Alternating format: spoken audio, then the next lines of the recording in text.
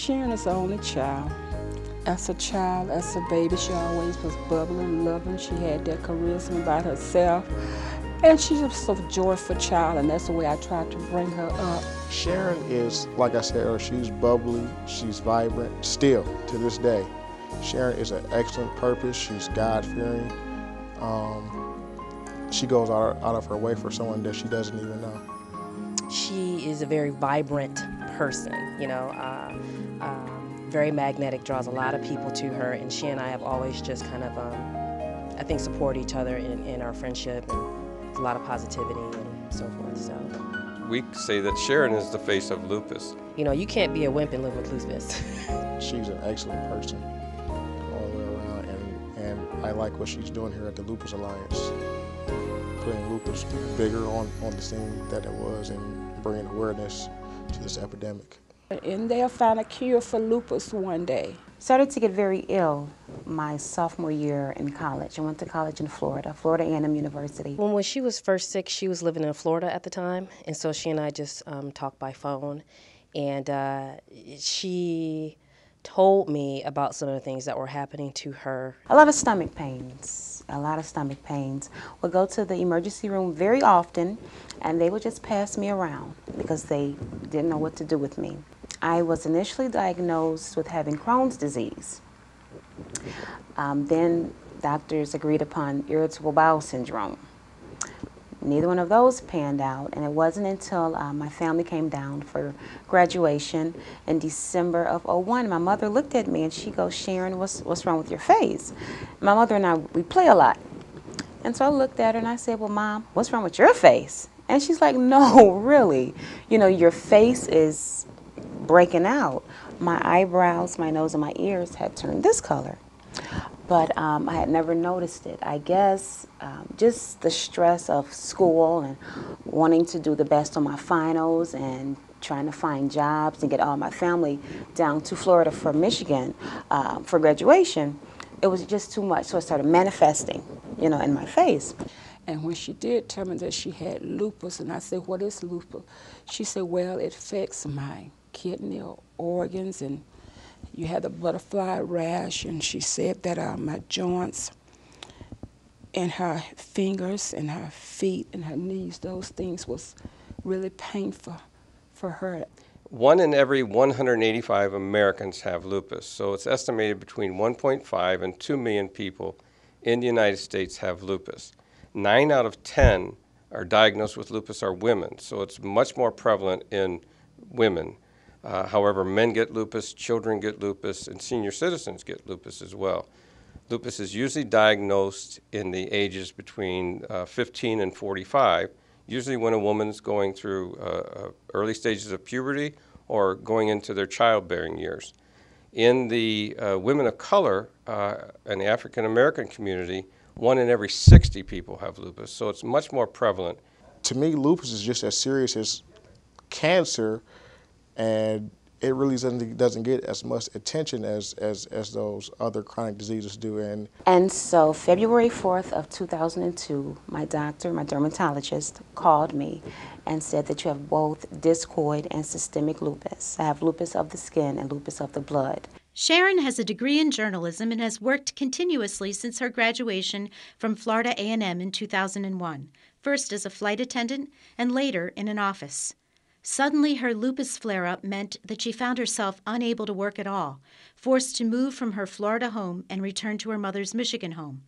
The lupus symptoms caused an unwanted transformation in Sharon, from being an independent young woman to needing a caregiver. When she had a fever, I'd had to put alcohol, to keep the fever down, whatever the case might be. Sometimes I had to sleep with her because she'd be in pain. And the body heat, that's what I'm trying to say. Maybe the heat will comfort some of the pain that she was going through. Her hair came out. She couldn't walk. And I had to assist her in her walk. And when she couldn't walk, I had to bring, her food to the bed for her, things like that, and go get medicine and for her. And make sure she took her medicine, take her to doctor's appointment, things like that. When I saw her after she had lupus, it was very difficult sometimes to look at her because her skin was, the lupus had just affected her skin. She had lost, she had lost her hair. The medication had bloated her and so forth. And but Sharon is the kind of person you come in and you see it, you know, and then she's saying like to herself, get over it, you know. Then we just started talking about different things. I remember one day I was sitting on my mom's bed and I was just, you know, just doing this, and came out with just a handful of hair. And I remember just screaming. Sharon is somebody who's really, she's a very magnetic, very strong, very vibrant person. She's the life of the party. She's gorgeous, you know, she's got a very big personality. And I remember, I think maybe the first time I saw her in person while she was sick was when she had to come home and I had visited her at home. It was just hard, even to see her just laying in bed and we're visiting and she's in bed. No sooner than I was diagnosed, we began treatment. I was placed on Plaquenil. That's what they give to people with malaria. And also prednisone, that's, you know, steroid. And almost immediately, the hair started falling out. Because the symptoms and the course of disease are unique to each person with lupus, it doesn't seem as if a medication magic bullet will be developed. However, lupus research has lagged behind that of other diseases, with the last new medication for lupus developed during the Eisenhower administration more than 50 years ago. So my Aunt Helen called, and she heard me crying. And my mother told her what happened, and I'll never forget my auntie said, Sharon, you stop crying. It's just hair. We'll buy you some more hair. We'll get you a nice Beverly Johnson. You stop crying about hair, girl. And from that, Auntie Helen made it okay. If all my hair fell out, I can get a wig. It was okay. Lupus changed Sharon's life, and so did a t-shirt. We're an organization that helps people with lupus and their family members, especially newly diagnosed or people who have been diagnosed for years, come to us. Sharon walked in the door one day in this office, and she came in, it was a summer day, and she had a big brimmed hat on and was covered up from the sun. And she came to the office to buy a t-shirt. She had seen on our website that we had these special t-shirts, and so she wanted one. And she told me that she had a journalism background. And then she started to explain to me her story, how she'd been living in Florida, and her lupus had gone into a flare, and so she had moved back to Michigan and currently wasn't working. And I said, wow, why don't you send me your resume? And the next day I got her resume via email, and about 2 days later I had her on the phone. I said, why don't you come and do some work with us? So Sharon Harris became the public relations specialist for the Lupus Alliance of Michigan and Indiana. She's just a great ambassador for the organization. Whenever she's out there working for us, we know that we can be safe in the fact that she has the heart of this organization and everything that she does and says. You know, it may sound crazy to some people, but I'm okay with going through because I know that I'm covered. You know, I'm not going to go through anything that God isn't going to be with me through.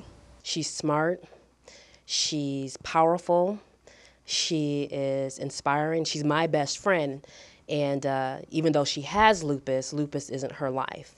Sharon has lupus, I have lupus, her mother has lupus. Sharon has it physically, but mentally we all have lupus because we're in it together. We didn't let lupus claim my daughter. We defeated that. Lupus didn't have her.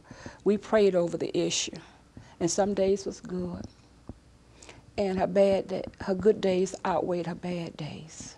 If we could find the cure, that would be the dream for my life. This is my test, so I don't complain. I take it and do my best by it, and know that I'm working on behalf of people who have passed away from this terrible disease. I meet people almost daily who've lost people to lupus. So I'm just continuing on that fight for them and for their families to get awareness out there so people will know what's really going on.